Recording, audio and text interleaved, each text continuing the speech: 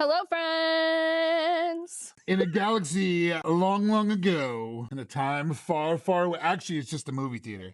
We're What? here. We're This here isn't now. Galaxy anymore. I know. Hey! Oh! Welcome back to Colony Cinemas. I am Danny. And I am Christianna. And today we are going to review Mando and Grogu. Ooh, but we all know we were really here for Grogu. A Team little Grogu. bit more than Mando, maybe just a little bit. Christianna, tell me what I just watched.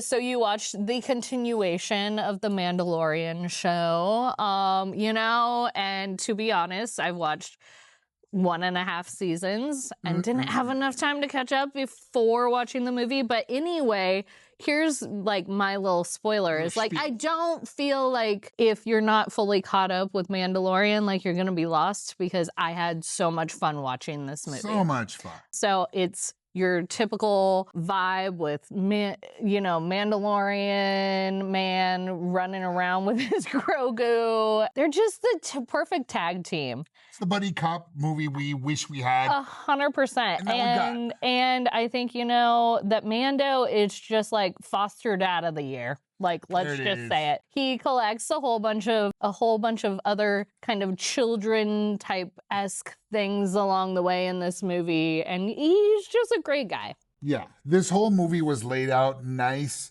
It was presented well. Jon Favreau did a great job. If you are just a casual fan, he is going to pretty much explain everything out for you. Yeah. Like you're watching the first episode of Mandalorian. And if you are also a diehard, there's fan service. Lots. We bring in characters like the Hutts. And there's even, I was talking with Dakota earlier, there was like battle droids that they used in Phantom Menace. Yeah. And yeah, so it's got like a little smattering of everything for everyone. And you got Sigourney Weaver now. What? Right? I mean, we know she likes to hang out with the aliens, and they were like, let's pull her into the universe. It made sense to me. This is the third sci-fi, fourth, if you want to count the Ghostbusters. But yeah, she did her aliens. She did the Avatar. Now she's doing the Mando Grogu. So good job on the casting. Yeah. And the action, like, it was well told. It wasn't nonstop action, which is probably why I'll take off just 1 star. I am not into the Star Wars lore. I've seen equivalent of 1.5 movies throughout the whole series, not including the one we just watched, and I super loved it. I actually really enjoyed it. Yeah, 100%. It's one of those things where, I'm a low-key Star Wars fan myself, and most of the time when these movies are coming out, I always go like, if I miss it, not too big of a deal. But every time I've gone to catch them, I'm always like pleasantly surprised. But this one especially was just awesome. It's kind of one of those where if you're not, a diehard Star Wars fan or follow it super religiously, you could come and tune in and it'll get you no matter what. It was really, really, really, it had a little bit of everything. It did. Yeah. We had some ahs. I had tears. And some ooze. And some ooze. Yeah. So to speak, Yeah, while we're doing absolutely. some like onomatopoeia stuff. I didn't, like not being into the lore of Star Wars, like you said, like I felt like I could follow along pretty well. I knew what was 100%. going on, like when he picked up his little Staff. Yeah, is that a spoiler alert? Never mind, cut that. That feels like a really like monumental moment that maybe It is, but it's okay. It's fine. They don't know what you're talking about until, It laid out like a story. Like it's going to be, I feel, for the demographic of like the youngest audience members, because there's lots of cute, like talking about the Grogu cuteness. I mean, absolutely adorable. Like, we were always going, oh, and like literally all of us. Like, so you have a whole different demographic watching this movie together, and we're all absolutely entranced by Grogu. Yeah. The other thing I will say that I appreciated about this movie, though there's absolutely no gore or anything, is the kill count is so freaking high. That's the only way Mandalorian, like he communicates, is through the kills. Yeah, and or, like I said, being the greatest foster dad ever. So, you have this like demographic of these Super two killer, things. super stepdad.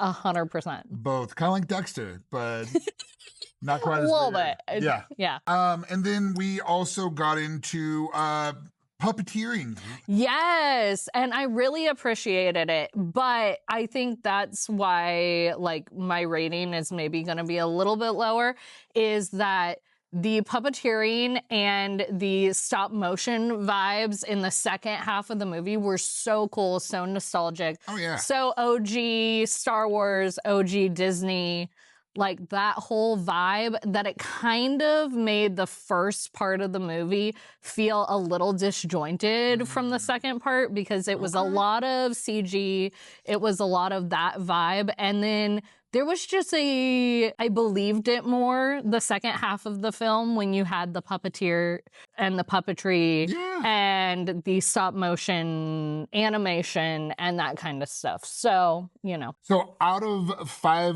Grogus, I'm going to give it 4. I would have gone 5, but I felt we needed a little bit more action. And I was not too super keen on the techno synth music. I'm very much a John Williams purist. So 4 baby Grogus for me. Unlike everybody else, I think because I'm not in the lore, I really enjoyed the score and the soundtrack. Like, I liked kind of like the techno vibes. It seemed very, not necessarily campy, but it seemed very like upbeat, very fun, very kind of like, retro in a way. Yeah, like and cyberpunk and spacey-ish. Yeah, exactly. Yeah. I enjoyed the vibes that it brought. And so as a consumer, I was like, I'm enjoying this. No, 100%. And then yeah. they're like, I'm not sure about the music. And I'm like, yeah. Yeah, the music would. Music sucks. Like, it was terrible. No, I really enjoyed it for the music. I'm going to rate it real quick. Is that okay? Sure, yeah, absolutely. So I'm going to do a 4.25 Grogus out of 5, mainly for the PTSD that it brought me. Right. Because I don't know who has watched, I think it's like the 2005 or 2006 version of King Kong with Jack Black.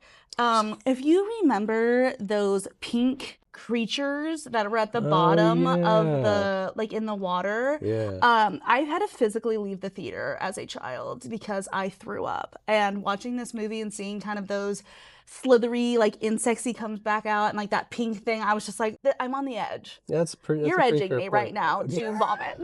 That was at times slightly hard to watch for me. I was just like, and I understand that there's all these different creatures and of this universe, but those two, I was like, you're done. A little unsettling for sure. But I mean, just like with most Star Wars movies, it's like it's always pro hero. You know what I mean? It's like the hero. It's gonna he's gonna persevere. Kind of thing. And it's like, yeah, we all see it coming. We all see the bad shots coming. But at the same time, that's what's also so iconic about it. So, but putting it in that context, I honestly didn't even think about that while I was watching it. And now that I do, I'm like, oh, okay, I understand that note. Yeah, the much note makes more sense now. now. It really does. No, yeah. those things are disgusting. That was disturbing. That and like all the little insects, like how in King Kong 2, there was like the giant centipede. That's what I'm saying. That's what I'm saying. Yeah. When that thing came out in the thing, the thing, and then the thing came out with the pointy thing. Yeah. You're done. Yeah. You're disgusting. Absolutely disgusting. The guy with the one eye, whatever. The guy that basically looks like, I don't know, a ham sandwich, whatever. The guy with the pokey thing, that was it. No, we don't need that. For me, that was gross. Okay, fair enough. How about you, Christianna? I'm going to give it a 3.75, kind of for some of the same reasons you did. The music was a little weird for me too, because when it did kick into that OG Star Wars music, I was like, this is the vibe. This is the vibe I wanted. But I do feel, once again, it just kind of disjointed the two halves of the movie for me. And I will say as well that like I feel like because of that the pacing fell off for me, and that's why I'm giving it the 3.75. But I had a great time.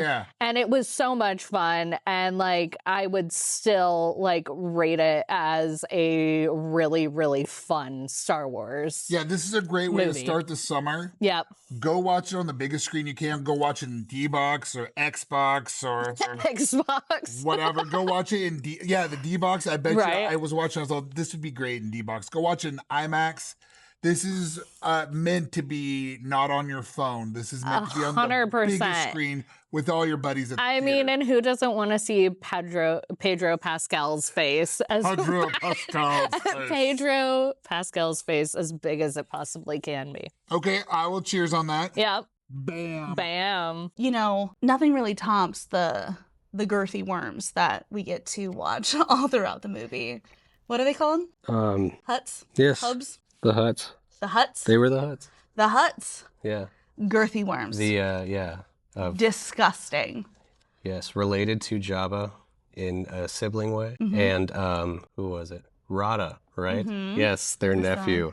So beautiful. But she's right. Yes, girthy worms. And I'm not going to give anything away, but just keep the number 69 in mind, because that was really unsettling. I really did not expect that. I only took one bathroom break during this whole movie, which, like, yay for me. And that was the one scene that I missed. They woke up like that. Pretty nuts. That's so gross. Oh, so not only are they girthy worms, they're incestual girthy worms. Something. Yeah, just nasty. But you know, overall, I feel your rating. I'm gonna raise it a little bit. I'm gonna go 4.5 personally. Now that's just coming from a standpoint of, you know, again, really enjoyed it. Action shots were awesome. You know, I mean, talking about fighting for, you know, Grogu, it's like, all right, maybe Keanu Reeves has to take a step down a little bit, make some room for the Mandalorian, because he really kicks some serious ass. He does. He does. Yeah. No, it's, I think Christianna said it in the movie. It's like when the Mandalorian is fighting, it's like star of the show, which typically that's how it is for the heroes. But I think you see more of a fight scene, but like you just see Mando just come out there and he's just like, I am the man. Just doing his thing. Like, I am that guy. It's like, and it's almost like he doesn't have to try. He's trying really hard, but it's also just kind of who he is. This is the way. This is the way. So to speak. I mean, if we wanted to coin that. Yeah, no, 100%, yeah. TM, trademark. But branding. very, very eventful. You know, I think pacing-wise, you know, I mean, it didn't help that I was kind of sleepy this morning, but I wanted to keep watching. So once I got some caffeine on board, I was like totally invested in it. Another thing, like Christianna mentioned, the puppeteering, the animatronics, the animation in general was huge for that movie. And, you know, especially like she was mentioning, CGI nowadays, it kind of just reigns supreme on everything. So it's not like it's something that you haven't seen before. You know, you get so used to it. But seeing something like this, it just felt a little more organic, almost like a little more original. Yeah, like it got back to that time and it just made it feel so much more real. You know, like these are literally, we're just watching these little guys just kind of scuttle across the screen and they're adorable. So sweet. Yeah, and I'm also a Muppets fan, so that's, you know, that was really big for me. I did not know that. Oh, you didn't know I'm that? also a Muppets fan. No shit. Like, yeah, pretty hardcore VHS Muppets fan. Oh, 100%. Yeah, I mean, like when I was a kid, like Muppet Treasure Island, Muppets from Space are like top tier for me. What are you saying to me right now? I love the Muppets. I was like speaking the love language. Yeah. But that was really it for me. The only thing that I have to say is definitely see this in a theater with a packed crowd, because the applauding, knowing that Pedro Pascal is under the mask the whole time is its own like erotic thing in and of itself. But then when you know they're like, take his mask off and then you know it's coming, or take his helmet off and you know it's coming, everyone just starts cheering. No, 100%. Everyone knows they're about to see Pedro's face, and Paris everyone's just, that's hot. I was like, Paris. No, Pedro. No one can get Pedro Pascal's name right today. But Paris, Padro, what should I call him? Pedro. Patty Pask. Anything with a P. Patty Pascal. But I think everyone's gonna love that. And that, I think there was only like 7 of us watching this movie. That's just it, yeah. So, and we all were clapping. Oh, just we knew it was applauding. Coming, and I completely agree with what Savanah is saying. It really just kind of immerses you in that. Okay, if the whole theater was filled right now, it'd be a complete experience. You know, it's like watching 100%. The Avengers movies. It's just a good time. Absolutely. So, so definitely join in on the community theater experience and see this in the theater. Absolutely. Right on. Yeah. Who are you? Who am I? Who are you today? Who am I? You were Salmon earlier. Simone, Salmon, Simon. I'm Simon. And I'm Savanah. We'll see you at the movies.